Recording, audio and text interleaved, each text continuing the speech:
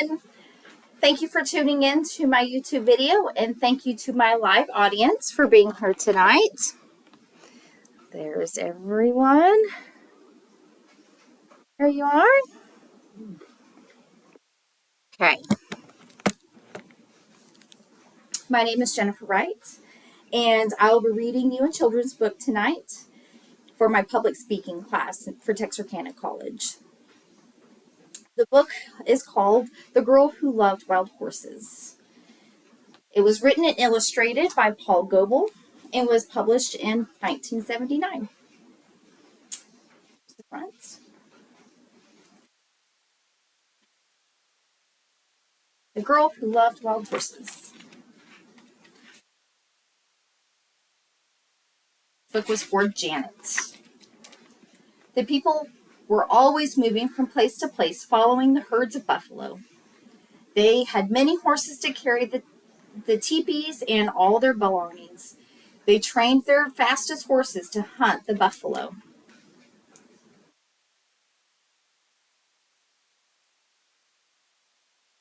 There was a girl in the village who loved horses. She would often get up at daybreak when the birds were singing about the rising sun. She led the horses to drink at the river.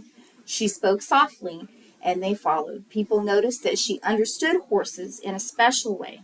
She knew which grass they liked best and where to find them shelter from the winter blizzards. If a horse was hurt, she looked after it.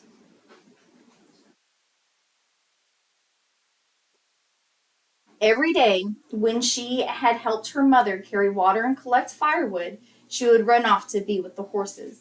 She stayed with them in the meadows and was careful never to go beyond sight of home. One hot day, when the sun was overhead, she felt sleepy.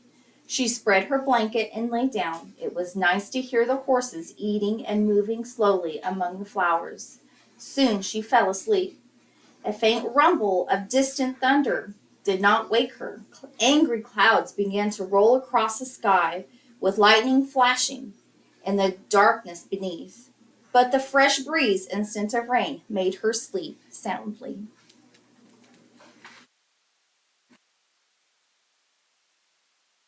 Suddenly there was a flash of lightning and a crash and rumbling which shook the earth.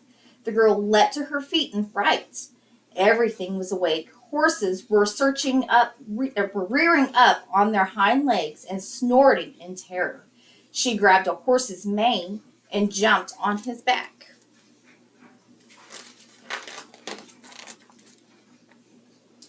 In this instant, the herd was galloping away like the wind. She called to the horses to stop, but her voice was lost in the thunder.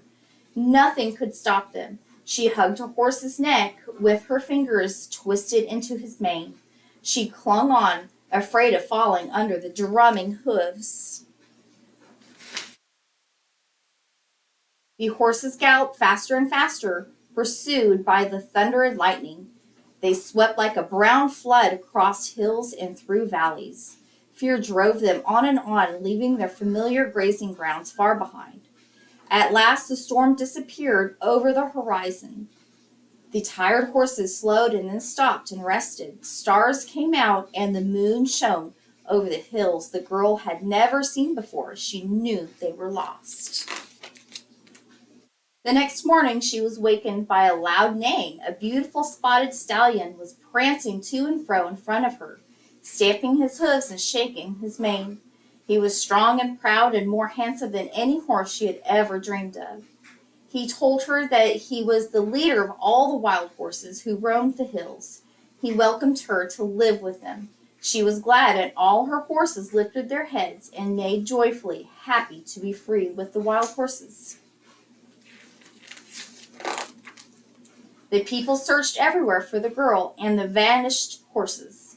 They were nowhere to be found, but a year later 2 hunters rode into the hills where the wild horses lived.